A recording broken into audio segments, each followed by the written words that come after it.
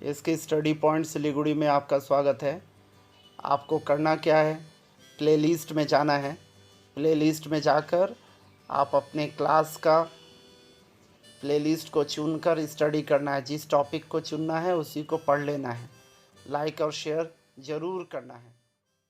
कृतियों और चित्रकारियों में राष्ट्रवाद की झलक, यानी अब कौन कौन सी कृतियां थीं इस दौरान जो राष्ट्रवाद को बढ़ा रही थीं। पहली टॉपिक हमारी आती है आनंद मठ। आनंद मठ की रचना 1882 ईस्वी में की गई थी। किसके द्वारा की गई थी? बंकिम चंद्र चटर्जी के द्वारा। बच्चों, किसके द्वारा? बंकिम चंद्र चटर्जी के द्वारा की गई थी। इसका उद्देश्य क्या था? नव युवकों में राष्ट्रीयता का प्रसार करना और छात्रों एक अत्यंत लोकप्रिय गीत वंदे मातरम, जो उस वक्त हमारे स्वतंत्रता संघर्ष का एक प्रमुख नारा या कहें तो प्रमुख गीत बन चुकी थी, वो थी वंदे मातरम गीत। ठीक है, इसका भी उल्लेख इस उपन्यास में किया गया है। किसके द्वारा? बंकिम चंद्र चटर्जी के द्वारा। ठीक है, दूसरी कृति आती है वर्तमान भारत। वर्तमान भारत की रचना स्वामी विवेकानंद जी ने की थी। स्वामी विवेकानंद जी ने की थी और इस कृति में उन्होंने भारतीयों के अतीत के गौरव का उल्लेख किया है। यानी जो सुनहरा अतीत था, जो अतीत हमें गौरव प्रदान करता था, उसका उल्लेख इसमें किया गया था, और इससे वे भारतीयों को परिचित कराना चाहते थे।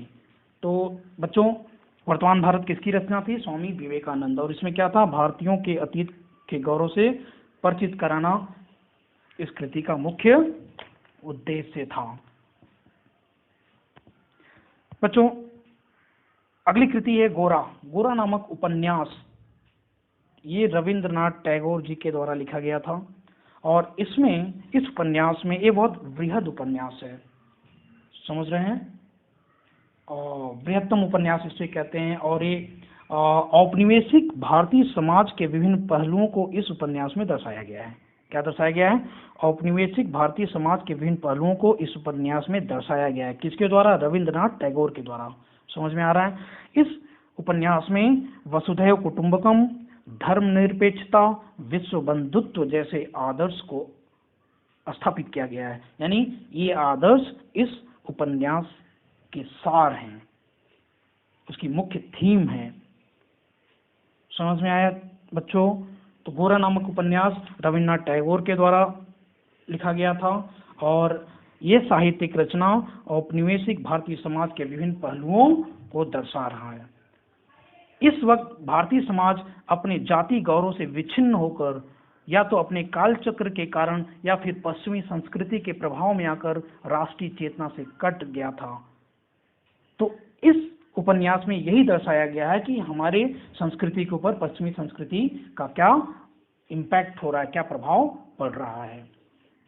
ठीक है, तो हम इस वक्त की भारतीय सामाजिक राजनीतिक स्थिति को इस उपन्यास में देखते हैं। किस वक्त की? औपनिवेशिक काल की। समझ में आए बात?